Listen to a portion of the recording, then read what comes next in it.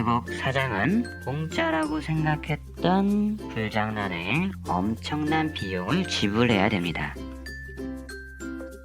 안녕하세요, 타이랑입니다.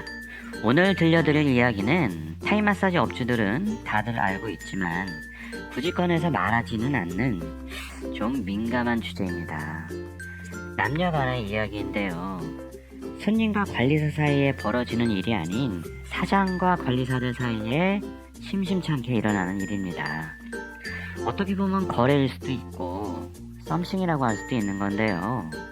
나이가 어리고 예쁜 관리사가 있는 샵이라면 더 많이 일어납니다. 이것을 목적으로 타이 마사지 샵을 차리는 사람도 있을 정도죠. 타이 마사지 업주분들은 좀 불편한 이야기일 수도 있습니다. 뭐 나는 해당 사항 없으니까 제발 좀 그러지도 말라고 생각하시는 업주분들도 많이 계실 테고요. 괜히 도매금으로 욕먹긴 싫으니까요. 저도 건전샵으로 타이 마사지 샵을 하면서도 관리사들에게 유혹을 받은 경험이 있습니다. 그래서 어리고 예쁜 관리사들이 무슨 생각으로 사장에게 접근하는지도 잘 압니다. 열 여자 마다하는 남자 없다는 말도 있고 젊은 여자일수록 남자가 끌리는 것은 손님이나 사장이나 똑같습니다. 부처님 가운데 토막도 아닌데 말이죠. 단지 사장은 자신의 위치가 있고 샵이 제대로 돌아가려면 참아야 되기 때문에 여기에 응하지 않는 겁니다. 하지만 이것을 적극 활용해서 자신의 샵에서 일하는 젊고 예쁜 관리사를 애인으로 만드는 사장들도 있습니다. 이렇게 되면 반드시 여러가지 복잡한 문제가 생기게 됩니다. 심한 경우에는 샵이 망해버릴 수도 있고요. 그런데 정신나간 일부 사장들은 샵이 망할 지경이 되거나 이혼을 하게 되어도 이 버릇을 못 끊고 반복하기도 합니다. 계속 말씀드렸지만 타이 마사지 관리사들이 한국에 오는 가장 큰 이유는 돈입니다. 그 돈 때문에 손님에게 유사 성행위를 권하면서 부수입을 챙기려고 묵인샵에서 일하는 태국 관리사가 많다는 이야기를 예전 영상에서도 했었죠. 그리고 그 태국 관리사에게 월급을 주는 사람은 바로 사장입니다. 사장은 월급뿐 아니라 송금, 병원, 태국 식자재 구입 등등 각종 편의를 봐주면서 마사지를 잘하거나 손님에게 선호도가 높은 관리사에게 순번을 더 자주 줄 수도 있고 덜 줄 수도 있으니 관리사가 돈을 더 벌려면 사장에게 잘 보이는 것은 중요한 일입니다. 그래서 일부 관리사들은 사장에게 이성적으로 접근하기도 합니다. 젊고 예쁜 관리사가 사장에게 웃으면서 애교 부리고 슬쩍슬쩍 스킨십을 하는 경우가 그렇게 생깁니다. 사장도 남자라서 이렇게 되면 흔들리는 거죠. 저도 건전샵을 운영했을 때 젊은 관리사를 딱 2번 썼던 적이 있습니다. 다른 관리사에게 소개를 받아서 테스트 마사지를 받고 썼었는데 이 아이는 21살이었는데도 마사지 실력이 상당히 좋았던 관리사였습니다. 엄마가 태국에서 마사지사로 오랫동안 일하면서 마사지 강사까지 하던 사람이라 어렸을 때부터 마사지를 배웠던 아이였습니다. 타이 마사지와 아로마 마사지 모두 수준급으로 꽤나 잘했었는데 20대 초반에 그렇게 마사지를 잘하는 관리사는 그 전에도 후에도 못 봤을 정도였죠. 얼굴은 평범한 편이었는데 몸매가 태국 여성 특유의 탄력적인 라인과 볼륨이 꽤 좋았던 걸로 기억합니다. 사실 이 아이가 테스트 마사지를 할 때도 아로마 마사지가 좀 깊숙이 들어온다는 느낌이 있었습니다만 선을 넘는 건 아니라서 크게 신경을 쓰진 않았었습니다. 일단 젊고 섹시한데 마사지도 잘하니 정말 드문 관리사를 구한 거니까요. 보통 젊고 예쁘면 마사지가 별로고 마사지를 잘하면 나이가 많은 아줌마 스타일이 많거든요. 그런데 이 아이가 일하러 와서 카운터를 왔다 갔다 지나칠 때마다 장난스럽게 웃거나 슬쩍슬쩍 건드리는 거예요. 제가 아니라 그 아이가 말이죠. 어느 날은 제가 세탁실에서 건조기에 돌린 수건을 빨래바구니에 담아서 꺼내오는데 마침 이 아이가 마사지를 끝내고 나와서 세면대에서 손을 닦고 있는 겁니다. 압을 진짜 세게 받는 단골 손님에게 2시간짜리 마사지를 끝내고 나온 거라 꽤나 힘들었을 겁니다. 땀도 많이 흘리고 소나기가 아파서 주무르고 있길래 많이 힘들었어? 하고 물어봤습니다. 그러자 이 아이가 갑자기 제 손을 잡더니 자신의 쇄골 아래 가슴 위쪽에다가 갖다 대면서 여기가 아프다고 하는 거예요. 깜짝 놀랐죠. 가슴 근육의 위쪽이긴 한데 아무래도 그 부드러운 여자의 가슴이 느껴질 수 있는 위치니까요. 그냥 그러냐고 하고 말았습니다. 요게 사장을 도발하네 하고 속으로 생각했죠. 마사지는 꽤 잘했고 남자 손님들의 지명도 많아서 손님이 늘어나서 좋긴 했지만 신경이 많이 쓰일 수밖에 없었습니다. 건전샵이라 오직 마사지뿐인 샵이라서인지 한 달 채우고는 다른 샵으로 가겠다는 걸 그러라고 보내줬죠. 나중에 다른 관리사에게 물어보니 묵인 샵으로 갔다더라고요. 그리고 우리 샵에 있었을 때 이 아이가 친구 관리사하고 서로 사장을 어떻게 해볼까 하고 농담처럼 이야기하곤 했었다고 합니다. 아마도 옮겨간 샵의 사장님한테도 비슷하게 하지 않았을까 합니다. 그 후로 30대 중반 이상의 관리사만 썼었는데요.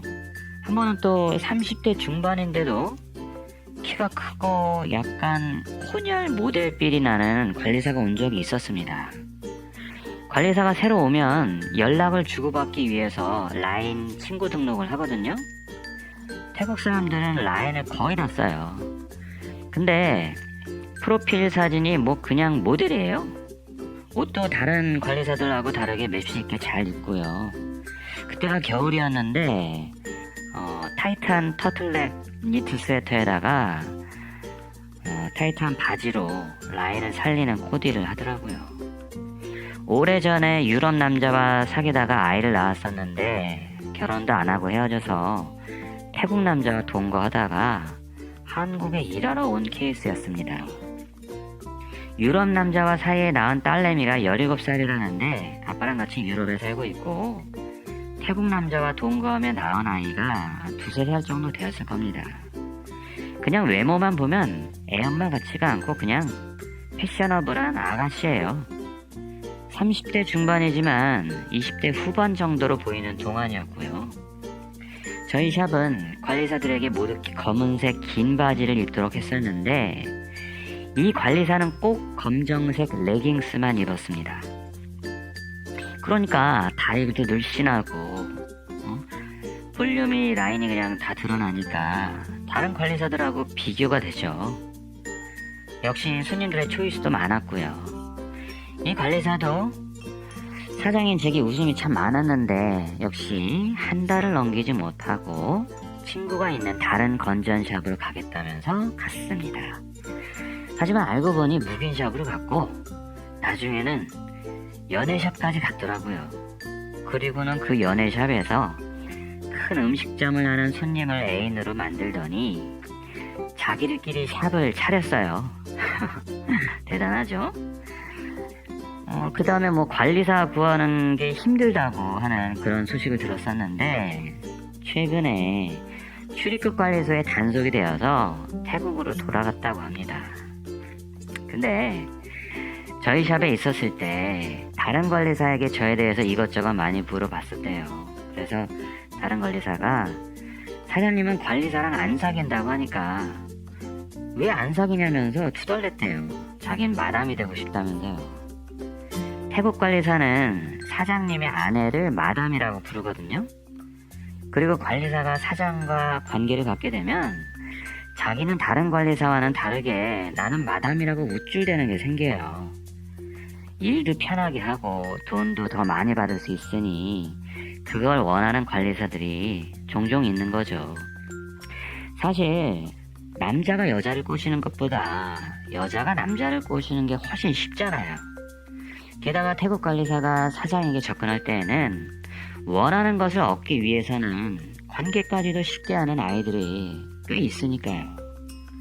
어차피 묵인샵에서 일하면서 성에 대해서 큰 거부감이 없는 관리사라면 그것을 사장에게서 돈을 더 받고 편하게 일하기 위한 수단으로도 사용될 수가 있는 거예요. 이런 관리사가 많이 흔한 건 아닙니다. 종종 있다는 거죠. 그리고 보통은 사장보다는 손님하고 눈이 맞는 경우가 훨씬 더 많고요. 또 카운터와 썸씽이 생기는 경우도 있죠. 보통 카운터 직원이 사장보다 젊은 남자들이 많으니까요. 그래서 카운터 직원을 여성 직원으로만 뽑는 사장님들도 많습니다. 만약 사장이 이렇게 접근하는 관리사와 관계를 하게 되면 정말 골치 아파집니다. 다른 관리사들과 똑같이 일하거나 청소하는 것을 빠지라고 하고 돈을 요구하거나 제 마음대로 행동하면서 다른 관리사들하고 트러블이 생기게 돼요. 그럼 다른 관리사들은 사장에 대해서 불만이 생기면서 이게 자꾸 쌓이면 다른 샵으로 가버립니다. 다시 새로운 관리사를 구해도 이 마담 행세를 하는 관리사의 등살에 싸우다가 또 가는 일이 반복이 되죠. 결국 사장은 공짜라고 생각했던 불장난에 엄청난 비용을 지불해야 됩니다. 불장난이 아니라 정말 결혼할 정도로 사랑한다면 그 관리사 한 명만 만나야죠. 이 관리사 저 관리사 집적거리는 사장은 나중에 망합니다. 불법 체류자이면서 내가 돈줄을 쥐고 있는 관리사라고 생각해서 쉽게 접근했다가 큰 코 다쳐요. 이것이 제가 몸집 있는 40, 50대 관리사만 썼던 이유이기도 합니다. 그냥 마사지만 잘하고 딴 생각 안 하면서 오랫동안 일하는 사람을 찾게 되면 40, 50대 관리사를 찾을 수밖에 없어요. 젊고 이쁘면 지가 이쁜 걸 알아서 이쁜 값으로 돈을 쉽게 벌려고 하거든요. 그런 관리사가 있으면 일만 열심히 하던 40, 50대 관리사들은 박탈감 느끼고 맨날 싸우다가 떠나고요. 이런 20, 30대 얼굴값 하는 관리사들도 오래 있지도 않습니다. 또 손님도 40, 50대 관리사에게 오리지널 마사지를 잘 받아오던 사람도 20, 30대 예쁜 관리사가 오면 딴 생각을 하게 돼요. 이렇게 여러모로 골치가 아프니 건전샵은 길게 보면 젊고 예쁜 관리사가 절대로 도움이 안 됩니다. 사장도 사심을 버리고 운영해야 샵의 기강이 잡혀요. 사장이 관리사 건드리기 시작하면 권위도 없어지고 말도 안 듣습니다. 혹시라도 타이 마사지 창업하시려는 분들 꼭 기억하시기 바랍니다. 여자를 만나고 싶으면 다른 샵에 가서 만나세요. 자신의 샵에서 관리사와 사귀면 나중에 후회합니다. 영상이 재밌었다면 구독과 좋아요를 눌러주세요. 감사합니다.